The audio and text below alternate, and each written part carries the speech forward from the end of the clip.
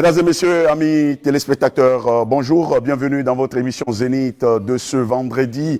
Aujourd'hui, thème assez spécial, nous allons essayer de voir un peu les dispositions techniques.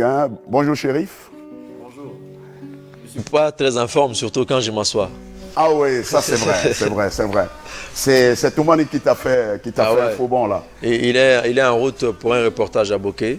Oui. C'est pourquoi on n'a pas pu l'avoir sur le plateau. Ok, nous allons donc partir d'abord avec Ali, qui est sur ce plateau, qui nous accompagne dans cette émission. Ouais, et nous reviendrons sur ce plateau pour vous présenter notre invité de parcours du jour.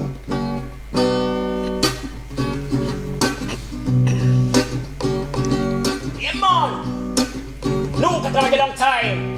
Rocks gangsta for the time. This is the warning from Africa. Coronavirus. Biding attention de, faut gagner vite rapide. Biding attention. Biding attention de, faut gagner vite rapide. Biding attention de, faut gagner vite rapide. Narangili fala maga corona. Biding attention, parce que du fourré n'a pas nation. Corona narude, imatabarani ki bebegia. Corona narude, imatabarani ki fagegia. Biding attention, faut gagner vite rapide. Biding attention.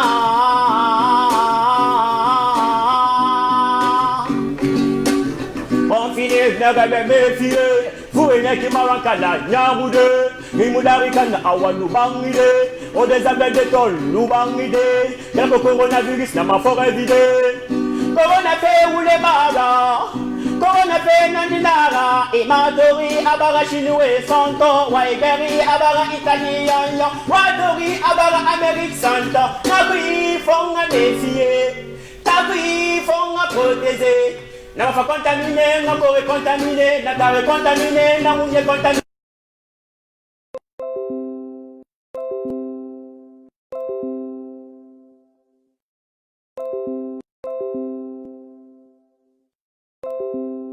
Coronavirus n'a pas de fani color, il s'agnèrement à wa maxansa, il s'adaruma à wa darumushwa, il s'agnèrement à wa nyeredonira, il s'arebuti à wa big up. Voilà, big up à notre ami, aussi Ali Silla qui... Voilà, sur ce plateau, on aime bien les Ali Silla. Ah oui, parce qu'on a un autre Ali, le télétonier. Si il nous regarde quelque part, je le présente, mais... Merci beaucoup. Merci beaucoup. Voilà, vous pouvez continuer à nous accompagner avec le son de la guitare et nous allons continuer. Donc sur ce plateau, aujourd'hui, nous aurons comme invité M. Mamadi Chérif, dit Chérif le Guinéen. Et il nous dira, parce que hier, j'ai dit, mais Mamadi le Guinéen. Chérif le Guinéen. Donc tous les Mamadi ne sont pas guinéens. Bonjour M. Chérif. Bonjour. Merci donc d'avoir accepté notre invitation aujourd'hui pour parler d'un thème assez spécifique. C'est vrai que nous allons dans les urnes pour élire nos mandats à l'hémicycle. Mais qu'est-ce qu'ils font? Quel est leur rôle? Avec vous, nous parlerons donc du thème d'aujourd'hui. Quel devrait être le rôle du député face à sa circonscription? Mais avant, vous êtes juriste, enseignant à l'université et vice-président du Parti républicain pour le renouveau. La jeunesse dans la politique. Moi, ce que j'apprécie d'ailleurs et ce que je ne voudrais pas que les gens continuent à le dire, j'aime pas qu'on appelle ces partis qui sont gérés par des jeunes des petits partis. Je préfère qu'on dise les jeunes partis. Parce que retrouver des jeunes gérer un parti comme ça, c'est vraiment de l'espoir pour la jeunesse. Parce que tu peux pas... C'est l'espoir pour nous. Tu peux pas défendre un parti, tu peux pas défendre la jeunesse étant vieux quand même, hein. Voilà, Monsieur Chérif, vous allez donc présenter votre parti parce que, comme il vient de le dire, il y a autant de partis, il y a assez de partis. Ouais. Et quels sont les buts, le fonctionnement de ce parti? Merci d'avoir me donné la parole. Le professeur a toujours un bic. Hein? Ouais. Il va nous corriger aujourd'hui. Ah oui, bien non, sûr. Pas corriger, juste pour des précisions. J'ai été mandaté par excellence Ousmane Fofana, le président du Parti républicain pour le renouveau. Ok. Et nous le savons bel et bien que la plupart des formations politiques dans le monde et en République de Guinée, c'est le développement qui est leur objectif principal. Oui. Dénominateur commun. Oui. Mais la différence, c'est que ce n'est pas les mêmes méthodes, même stratégie de développement. C'est-à-dire même projet de société. Même cheminement, quoi. Chez nous, comme le monsieur avait commencé, le journaliste avait commencé à parler de la jeunesse, que vous n'avez pas qu'on appelle les formations politiques gérées par les jeunes, qui est une petite formation politique. Okay.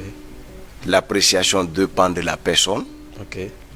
Et ça dépend aussi de la personne qui cherche à imposer ses convictions dans la cité, dans l'intérêt général de la nation comme la Guinée. Quand je prends l'exemple de notre parti politique, ce n'est pas la jeunesse, c'est la nation. Okay. Puisqu'on est jeune aujourd'hui, mais demain vieux. Mais on investit dans la jeunesse, c'est par rapport à la vision ou l'appréciation politique d'une personne, d'un leader politique. S'il est conscient que le projet de société qu'il a, c'est avec la jeunesse le projet va aller vite, il va commencer à insérer les jeunes dans son parti politique. Il va commencer à inviter, à se faire représenter comme l'exemple d'aujourd'hui, par un jeune qui a confiance, qui peut défendre le parti. Qui est en plus professeur, en même temps juriste. Ouais. Voilà. Aujourd'hui, votre parti, le Parti républicain pour le renouveau, présentez-nous de façon succincte ce parti. Bon, le Parti républicain pour le renouveau a été fondé depuis en 2009 par une dame qu'on va appeler Madame Oumou Kanté. En 2009. Voilà, le professeur il corrige. Ah oui, bien sûr. De 2009 en nos jours, vous avez vu, en ce moment, c'est le président Dadis qui était au pouvoir. Ok, d'accord. Il est à Ouaga actuellement. Et certainement, il est en train de nous suivre. Oui, ok. Dieu merci. Ouais. C'était un monsieur qui se battait aussi pour la jeunesse. C'est-à-dire quand on parlait de la création de la formation politique à l'époque, il faut être vieux. C'est la gérontocratie, n'avait pas de fondement juridique, mais quand tu étais jeune, on te minimisait. Moussa Dadis a toujours considéré les jeunes un big up à lui. Après ça, comme nous sommes... Il aimait ça, big up. Oui, c'est d'après notre... Voilà, parlez-nous de votre parti. Notre parti, par sa définition d'abord, c'est le Parti républicain pour le renouveau. Ok. Parti républicain pour le renouveau. Oui. Okay. Quand on parle de renouveau, républicain, le mot, on n'a pas besoin de la définition, le parti c'est connu. Mais renouveau, ça parle de changement ou bouleversement de l'hierarchie ou de méthode de gestion d'une nation. Et puisque le président n'est pas là, j'espère que tu vas pouvoir gérer tout ce qui va être lié comme question au parti. Est-ce que vous êtes comme des partis qui ont créé juste pour peut-être manipuler la population ou peut-être s'effrayer les chemins pour devenir un parti qui derrière mais qui fait des interventions à fond renversé? Non. Parce qu'on connaît beaucoup de partis, c'est juste après quand il arrive à un moment on dit non, la politique c'est ça, alors que la politique est différente de ce qu'ils sont en train de faire. En tant que juriste, pas en tant que politicien, je veux une réponse en tant que juriste. Non, c'est le contraire, mais plutôt c'est de jurer, puisque on n'est pas venu pour enseigner le droit. Non, mais justement, ils sont nombreux à la maison qui ne veulent pas, l'explication politique, ils veulent la voix d'un juriste. Il n'y a pas de problème, nous allons conjuguer les deux verbes à la fois. Ok, d'accord. Ça marche. Dans n'importe quelle formation politique où il y a un président, où il y a un premier vice-président, où il y a un deuxième vice-président, cela voudrait dire que c'est pour tout bon, c'est pour l'éternité. Okay. Et l'ambition est là, c'est d'aller à Sécouria, c'est-à-dire être président de la République de Guinée. Aujourd'hui, nous parlons d'un thème qui est très important. Nous venons de sortir des élections législatives. Et quel devrait être le rôle du député face à sa circonscription? Parce que le plus souvent, nous allons dans les urnes, nous la population choisit les mandants, c'est-à-dire les députés, pour défendre leurs intérêts à l'hémicycle. Mais généralement, ils deviennent transparents. Surtout les députés qui sont dans la capitale. Voilà, nous allons y arriver. Le rôle d'un député en se basant sur le règlement intérieur, c'est-à-dire l'organisation de l'Assemblée nationale, il y a un règlement intérieur. Le rôle des députés se situe à 2 niveaux. Mais cela ne dit pas qu'on peut se limiter à ça. Comme on t'a dit qu'il faut faire 2, tu ne peux pas aller 3 ou 4 en cas de besoin. Le député, lui, avant tout, tu peux être présenté. Par exemple, la Guinée, on a besoin de 114 personnes au Parlement.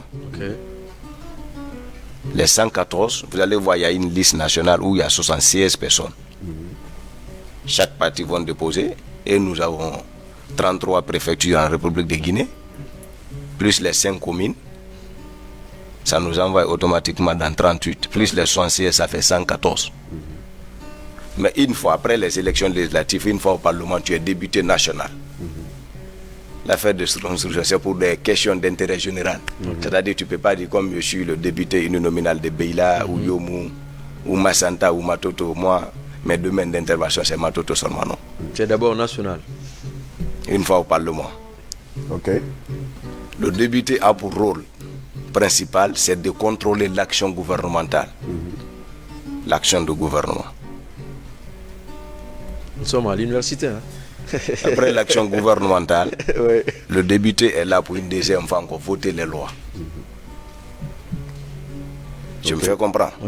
C'est-à-dire ça peut être les amendements, les projets de loi peuvent venir de la présidence. Le président peut vous soumettre un projet de loi où vous allez amender. Vous êtes libre de voter oui ou voter non. Voter au Parlement, il y a 2 voies. Ça peut être par secret ou bien par voire de la République. C'est-à-dire publiquement parlant, tu peux soulever les doigts au nom d'une formation politique. On est pour, on est contre. Dans quelles circonstances on se retrouve le vote par secret? Bon, quand il y a... C'est par rapport à la tension. Ok, d'accord. Quand il y a la majorité simple, on sait que dans les 114 députés, les 80 sont pour qu'on augmente salaire ou pécule qu'on donne aux étudiants, par exemple, ou bien qu'on diminue le prix de l'électricité. On peut faire publiquement. Un exemple de secret? Secret, bon, par exemple, on a 2 vice-présidents. La loi n'a pas dit qu'après numéro 1, il faut aller avec numéro 2. On a besoin de les séparer et le nombre qui est venu au Parlement n'est pas impair. C'est-à-dire qu'il n'y a pas 7 personnes. Il y a 4 personnes. On fait comment 2 va partir comme ça, 2 va partir comme ça. Ou bien, vu l'influence de la personne qui est au Parlement, le président de l'Assemblée, on a peur de lui. Vous allez comprendre, il y a un parti politique qui peut envoyer 114 ou bien 73 députés ou 80 députés. Moins les 114, on sait que quand il y a lieu de voter, vous avez la force de passer. Mais il arrive des moments, non seulement il y a 80 personnes, mais en cas de vote, l'élection ne passe pas. C'est passé, on a donné une chance aux gens de voter par secret. C'est une méthode de la démocratie. C'est indirect. L'autre est direct. On est point que le président te donne un coup de poing à la rentrée prochaine. Le président peut défendre un projet, toi tu n'es pas pour. Tu es au Parlement par exemple. Je prends l'exemple. Toi, le président a besoin de construire une école à tel endroit. Tu es député. On accuse souvent le président de la République qui n'a rien fait sur nous depuis qu'il est venu. On a voté tel nom. Ce n'est pas le président. Je me fais comprendre. Parce que nous sommes, depuis longtemps, on a dit 107 qui parle de l'interdépendance entre les institutions. Le Parlement peut bloquer l'exécutif des fois, l'exécutif peut bloquer aussi le Parlement des fois, et comme judiciaire. Est-ce que ici le cas est souvent? Bon, je vais pas, je ne peux pas citer l'exemple, mais c'est ce qui se doit selon la constitution de la République de Guinée. Que quand le président dit quelque chose, c'est pas bon pour vous, vous les parlementaires, c'est possible de dire non et ça ne passe pas. D'accord. C'est après, ça c'est côté voter loi. Vous avez touché un point tout à l'heure. Vous avez dit, le plus souvent, on accuse le président, mais ce n'est pas le président. Pourquoi? Merci. Un député a besoin de convaincre ses amis députés et non les vaincre. Je suis député de Mandiana, par exemple. Chez moi, c'est l'agriculture qui marche. Quand le ministre de l'Agriculture va envoyer son projet chaque année, on a besoin de voter le budget. Il y a un principe d'annualité budgétaire. Quand le ministre de l'Agriculture a monté un bon projet qui concerne la circonscription où moi j'ai été élu, puisque j'ai besoin de renouveler la confiance, j'ai besoin aussi de convaincre mes députés qui est venu de l'AB, des recours, etc., etc. Parce qu'il y a l'amitié, il y a la solidarité entre nous, afin de voter la loi là que le gouvernement finance. Quand c'est voté, ça crée l'emploi chez nous. Il y a développement, on va m'apprécier qu'une fois au Parlement, il a défendu, au lieu d'accuser le président. Donc pas vaincre, mais convaincre. Pas vaincre, je dis convaincre. Parce qu'il a le même manteau que toi. Député A, député B, député C, qu'il soit issu de formation politique banane ou orange, vous avez les mêmes salaires, mêmes considérations. Il y a une petite différence, il y a un président de l'Assemblée, et y compris quelques... Bon, en toute honnêteté, mais député est égal à député. Donc tu peux utiliser tous les moyens pour le persuader. C'est ce que moi je recommande ça. Le député de la circonscription, par exemple, de Lola, son rôle, on a envie, par exemple, de faire des bitumes dans la ville. Le département en charge de gérer tous ces projets envoie une loi à l'Assemblée. Donc c'est aux députés qui venant de Lola d'où part le projet qui doit plus ou moins faire un lobbying pour essayer de convaincre ses pairs pour dire non, essayez de voter ce budget parce que c'est important pour la région. Effectivement, au lieu d'aller c'est un ministre de l'agriculture, un ministre de l'économie et des finances, donne-moi 1 million, 2 millions, ou donne-moi une voiture, ou bien je baptême tel jour. Je pense, une fois celui tu dois dire, chez nous il n'y a pas de route, il n'y a pas d'eau, ou bien on a besoin de tel forage chez nous, à l'école, etc. etc. C'est ce qui fait que parfois à l'Assemblée, il y a des députés qui disent non, je donne ma voix à mon honorable tel. Ok. Je ne suis pas à l'Assemblée, parce que je sais que tu vas poser une question. Non, parce que la différence aussi, ce que nous avons, je crois, nous allons joindre un de nos frères qui est le directeur général de ABS TV plus 224 de Bruxelles. Bruxelles, ok, d'accord. Voilà, qui intervient souvent au niveau de tout ce qui est développement artistique, culturel. Nous allons essayer de l'avoir tout de suite. Senkou Kaba qui va nous donner je crois c'est son explication, son avis par rapport au sujet d'aujourd'hui. Et il faut rappeler nos nombreux téléspectateurs que le sujet d'aujourd'hui est quel devrait être le rôle du député face à sa circonscription. Voilà. Donc si le temps que nous arrivons à joindre notre... Et puis si